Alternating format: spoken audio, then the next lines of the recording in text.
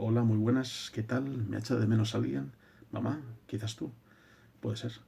En fin, vuelvo a asomarme por aquí, este rinconcillo en el que hago algunas reseñas de las últimas lecturas que han pasado por mis manos y por mis ojos con este cuarto capítulo de Brasa Libres que recupero esta saludable costumbre y espero no demorarme demasiado en la siguiente entrega.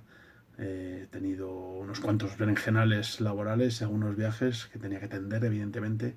Así que, pero bueno, no os doy más explicaciones ni me justifico más de lo debido y pasamos a hablar de las lecturas de hoy. Empezamos con Paciencia, el cómic editado por Fulgencio Pimentel.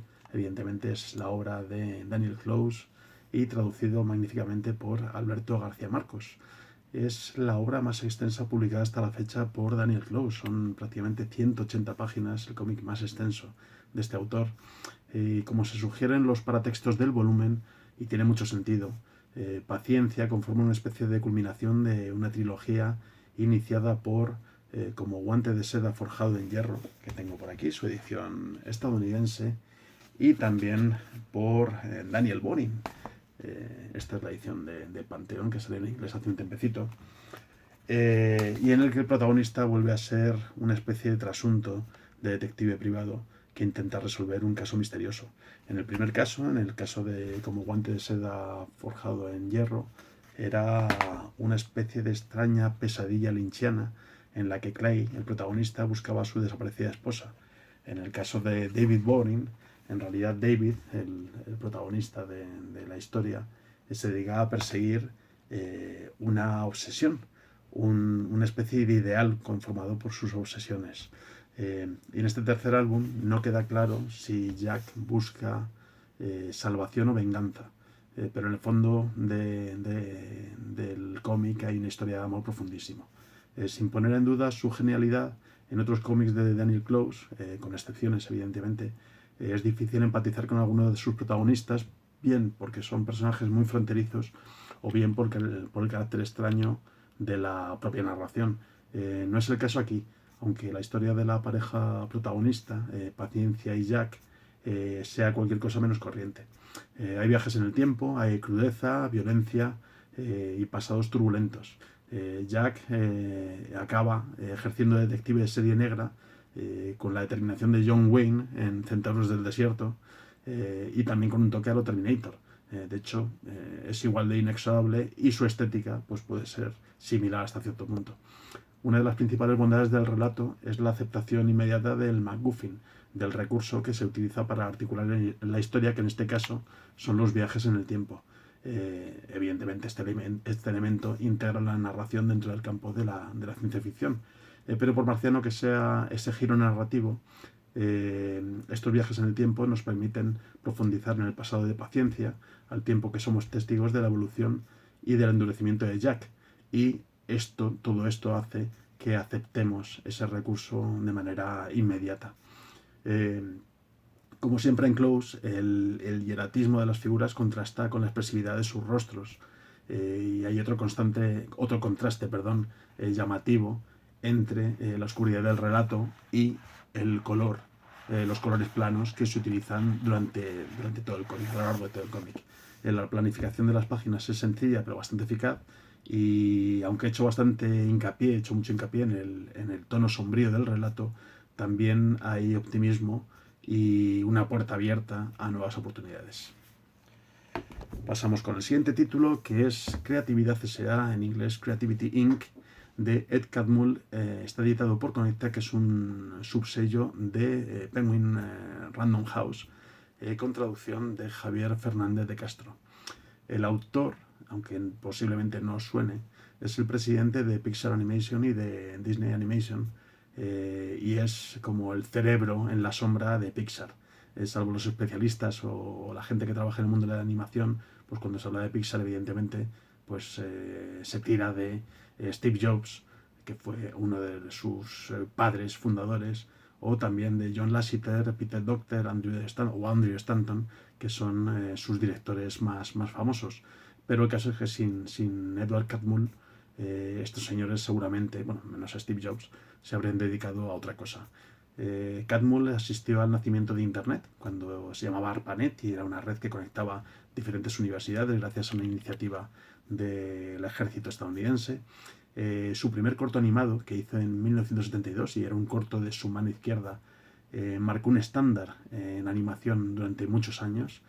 Es el creador también de un gran número de innovaciones en cuanto a programación de gráficos, y posteriormente pues inició su carrera en el Instituto Tecnológico de Nueva York, donde George Lucas lo fichó para Lucasfilm, y posteriormente llegó la creación de Pixar.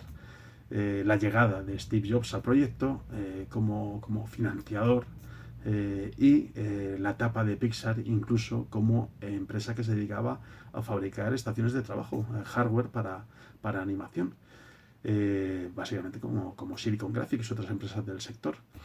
Luego, posteriormente, Ed Catmull y la gente que tenía a su alrededor descubrió que el futuro de la empresa pasaba por crear animaciones por ordenador en forma de película. Empezaron haciendo cortos que fueron premiados en los Oscar, y este periodo terminó con el estreno en 1995 de Toy Story, que fue la primera película, el primer largometraje realizado íntegramente con animación digital.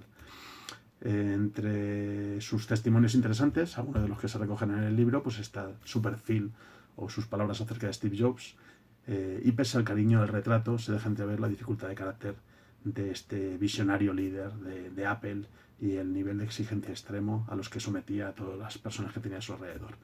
Centrándonos en el libro en sí, hay dos vertientes diferenciadas. Por un lado está el aspecto histórico, aunque no es un registro cronológico ni exhaustivo de Pixar, pero sí da bastante información al respecto. Evidentemente, habrá trabajos más metódicos y probablemente me haga con alguno de ellos, porque me interesa bastante la historia de Pixar. Y luego, por otro lado, tenemos la vertiente en la que se incide más en los 2/3 últimos del libro, en la que Catmull ofrece su punto de vista acerca de la gestión de equipos creativos.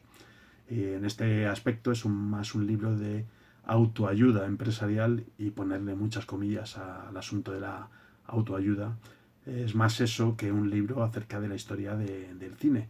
Aunque lo bueno es que todos los casos prácticos de los que habla están relacionados con películas de la época dorada de Pixar, y ya solo por eso es bastante interesante. En el libro nos habla del cambio de cultura implantado en Pixar, de la horizontalidad de su estructura, de su jerarquía, de la apertura a las ideas de todos, y del funcionamiento del Brain Trust, que es una especie de sistema de evaluación de trabajos por parte del núcleo duro de la empresa, que estaba basado en la franqueza. En resumidas cuentas, nos habla del modelo que ha llevado a Pixar a revolucionar el mundo de la animación y a resucitar incluso la división de animación de Disney, que estaba de capa caída y que en los últimos años ha logrado grandes éxitos, como por ejemplo Frozen. ¿Y por qué? Porque gran parte de los responsables de Pixar pues también ejercen ahora de responsables de Disney Animation. Como dice Catmull en el libro, el arte es el uso inesperado del oficio, y creo que es un buen resumen del contenido de este libro. Aunque siento, como os he dicho, cierta alergia por los libros que tienen este barniz empresarial, he leído con bastante agrado este volumen, por su claridad, por su cercanía, y por su nitidez en el discurso. Es interesante para quienes quieran aproximarse a la historia de Pixar, y también, evidentemente, para quienes quieran profundizar en la organización y gestión de equipos dentro de una cultura creativa. La única peguilla es que la traducción no me terminó de convencer, así que, bueno, pues tenéis que salvar ese pequeño escollo. Y como tercera entrega de hoy tenemos Universo, de Albert Monteys, publicado por Astiberri. Es un volumen recopilatorio de los 5 números publicados en formato digital por Albert Monteys en Panel Syndicate. Es una plataforma creada por Marcos Martín, en la que te puedes descargar esos tebeos y pagas la voluntad, lo cual es una gran oportunidad. Por favor, no seáis rácanos, que tenéis que pagar a los autores lo que se merecen, así que no escatiméis, aunque evidentemente la descarga puede ser gratuita. A Monteys casi todo el mundo le tiene fichado por su larga trayectoria en El Jueves y luego sus maravillosas aventuras pseudo-biográficas en Orgullo y Satisfacción, la cabecera digital tristemente desaparecida hace un tiempo. aunque los más viejos del lugar recordarán Calavera Lunar, que fue su primera incursión dentro del terreno de la ciencia ficción. En Universo, entre merecidas exclamaciones, como veis, Montéis vuelve a ese terreno sin abandonar los toques de humor y de ironía marca de la casa, aunque todos quedan relegados ante la riqueza de las tramas y la intensidad de las historias que podrían haber firmado pues, clásicos de la ciencia ficción como Harlan Ellison o como Ray Bradbury. Los números que componen este volumen son más o menos autoconclusivos, aunque hay dos de ellos que están muy enlazados y hay ciertos elementos que dan coherencia al conjunto y que nos enseñan que detrás de Universo pues hay justamente eso, un universo complejo que va mucho más allá de la típica parodia futurista y monodimensional. Perdón. Aunque el primer número parezca una sátira relativamente clásica de los manejos más o menos turbios de las megacorporaciones, ya se atisba la utilización que hace del tiempo en Montéis. Y no me refiero a su habilidad, o no me refiero solo a su habilidad a la hora de narrar los saltos en el tiempo y las elipsis, que son herramientas que dan un carácter especial a sus historias en todo el volumen.